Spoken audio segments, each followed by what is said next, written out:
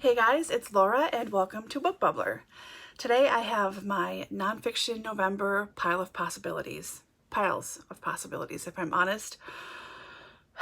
There's a lot here, so I'm just going to get started. I am very much a mood reader and I'm hopeful that I will get through half of what is here. I mean, ideally, of course, I'd read all of them, but that seems to not be where my brain is these days, so I don't know, we'll see. So 2 books, first of all, that started last year. The first up is The Age of Wonder by Richard Holmes. This is like 1750 to 1800 roughly, and all of the inventors and innovators that were learning things and changing the world. So there are chemistry people in here.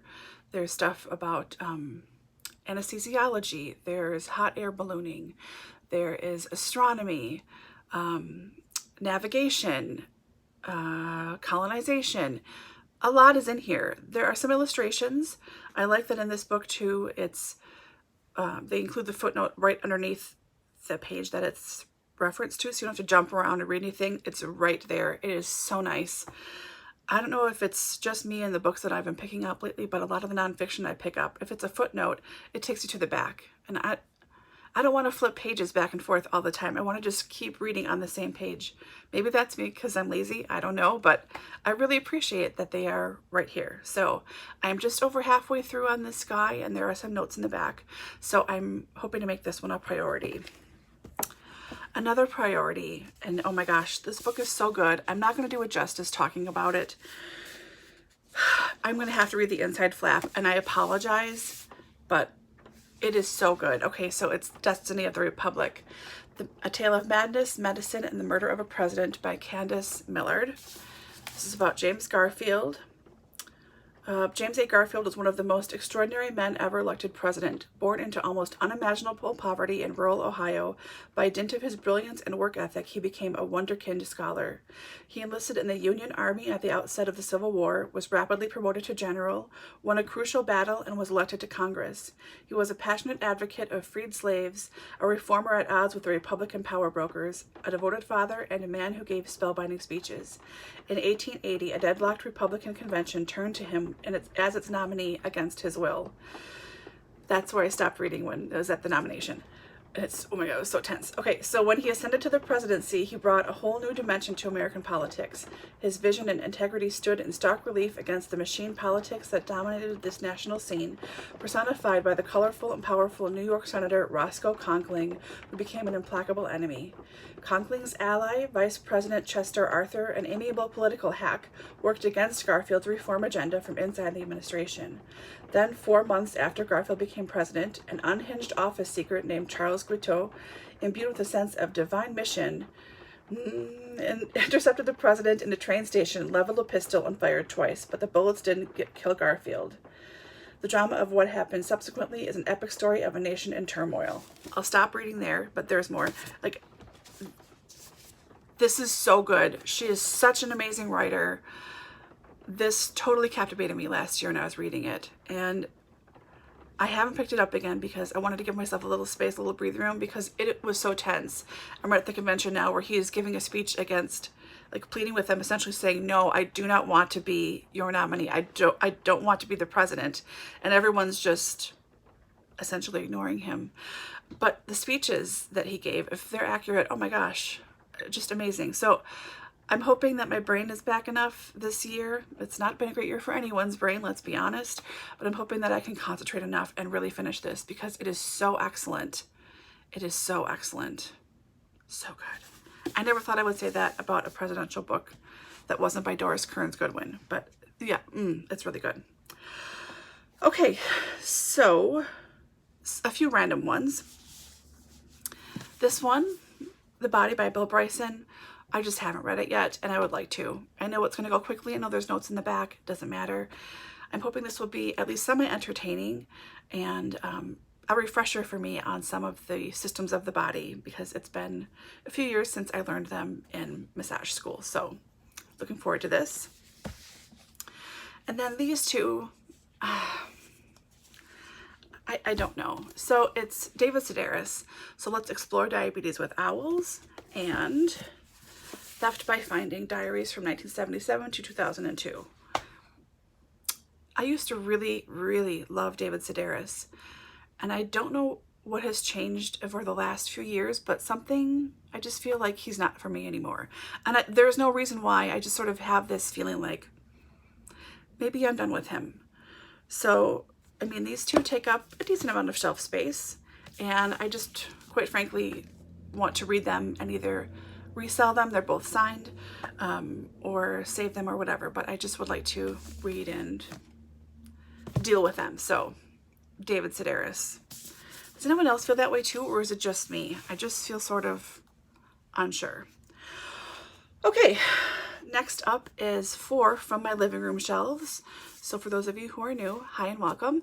I have all of my already read books in the basement. I have half of my TBR in the basement. They're all in bins labeled, and I have double stacked 3 shelves here. I've got 2 shelves on the other side of the room, mostly TBR. These are all TBR. Those are mostly TBR. And everything in my living room is TBR. It's 3 big wall-mounted shelves. So the ones in the living room are some of my older reads that are older books that still have to be read. So I just, you know, grabbed my stool and stood up and pulled 4 off that I would like to read.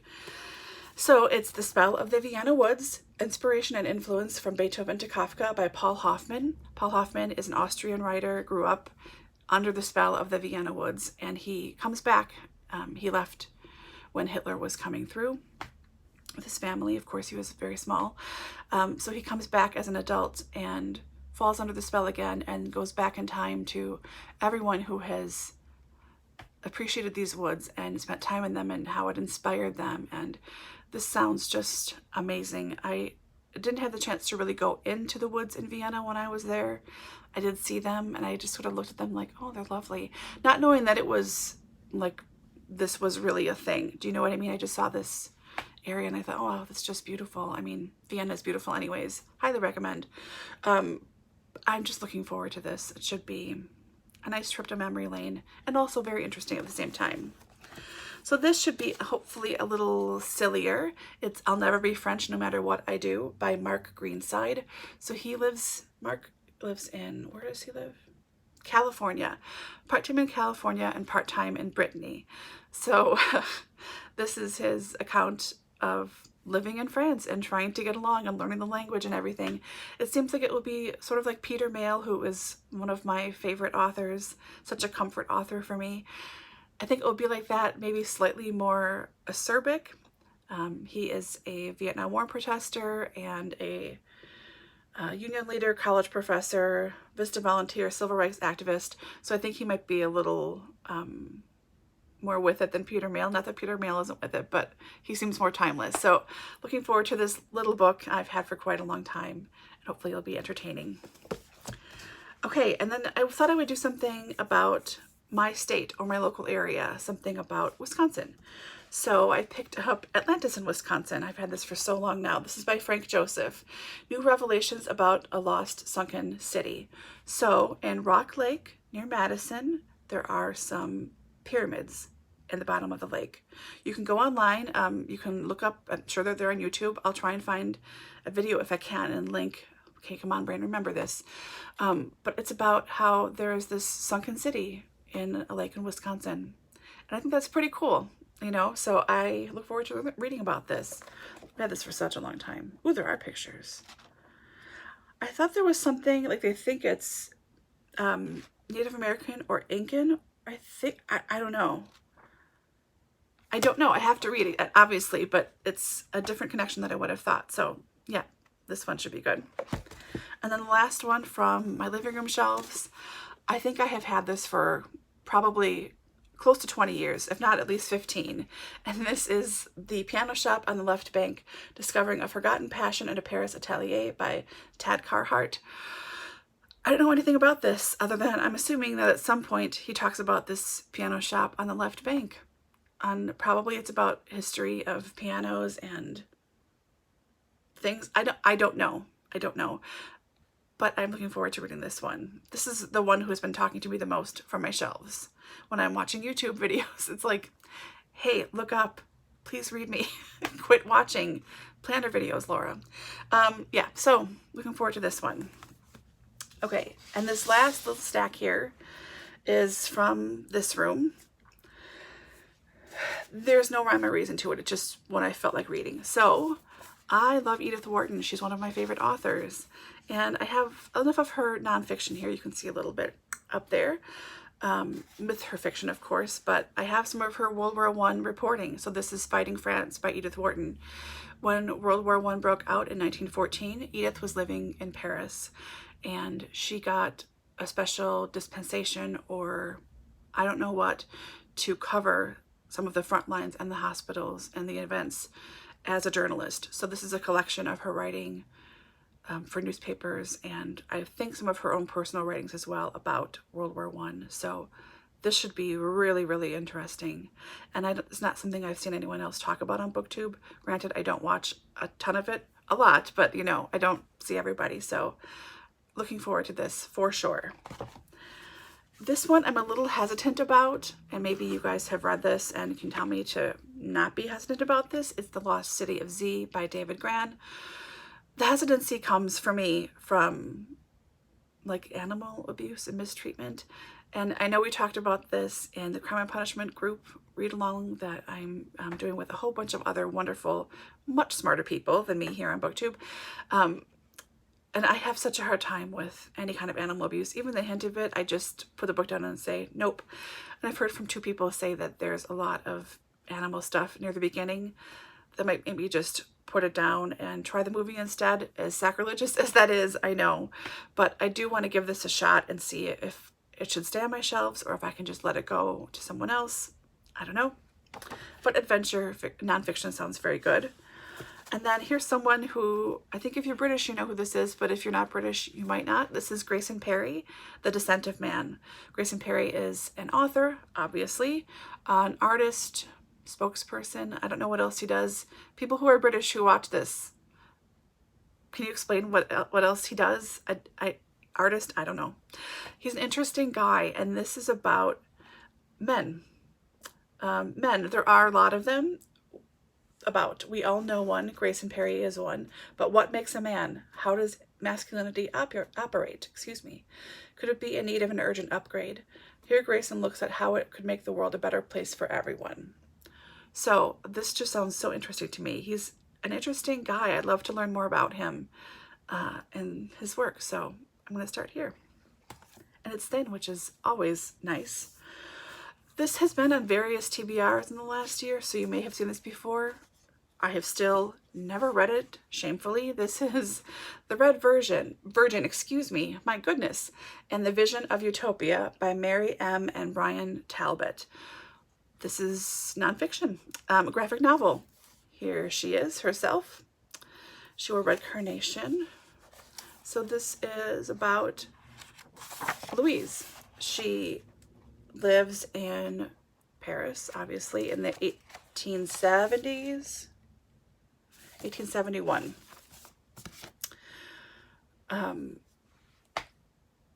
Let's see, a utopian dreamer, notorious anarchist, teacher, orator, and poet. She was decades ahead of her time.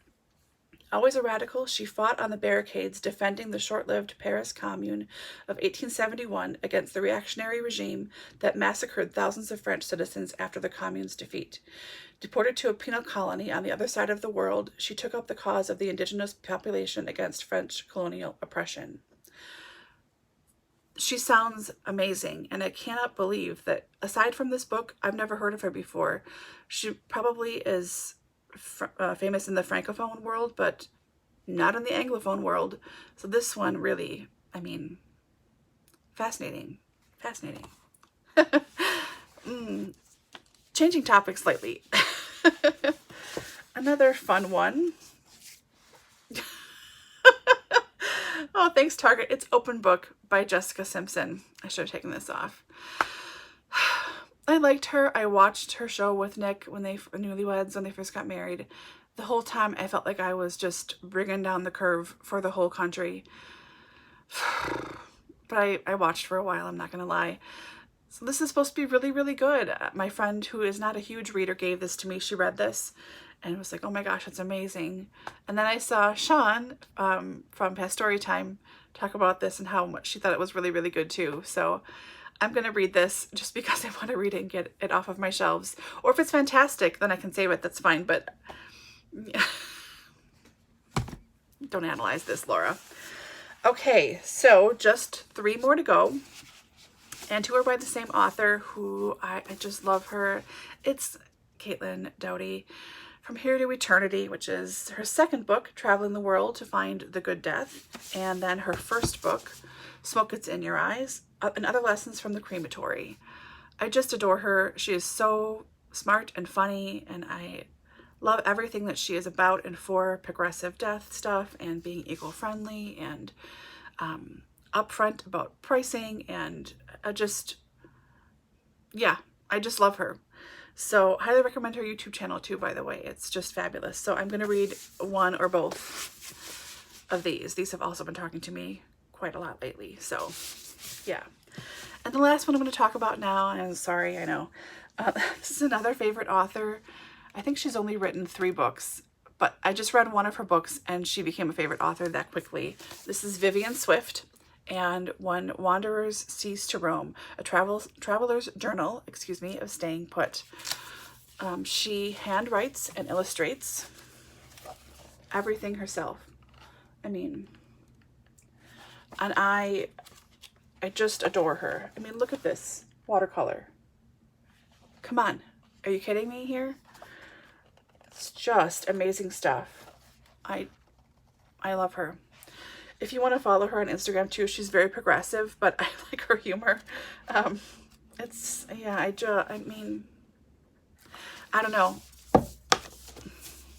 I love it. The book I read by her that made me her favorite author. This is her first book, so I didn't start at the proper place when I should have. That's not going to be in here. I'm looking for it. It's not in this book. It was about her, sorry. There we go. It was about her honeymoon with her husband. She got married in her 40s or 50s, and they just took their time traveling through France.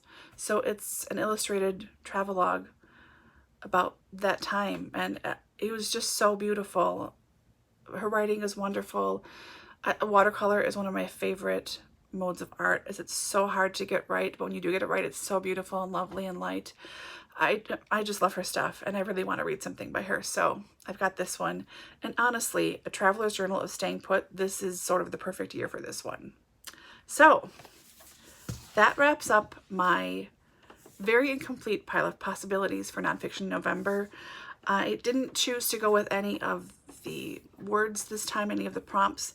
I have enough problems and I have enough to choose from clearly here. I don't need any like guidance or help and things. The only guidance I need and help I need is in the amount that I try to jam in. So yeah, but thanks to A Book Olive at A Book Olive, and everyone else who was involved this year with this. I'm really looking forward to it. I can't wait. I want to read all of these books like immediately. Like forget the rest of October. Sorry, Victober. Sorry, Golden Girls Mystery Readathon. I just want to read these nonfiction books right now. I'll stop myself. Anyways, I hope you're all doing well and staying safe. Have you guys read any of these books? Do you plan to read any of these books? Let me know below. We can have a little chat about it. And yeah, I hope you're all doing well. I will talk to you guys very soon. Bye.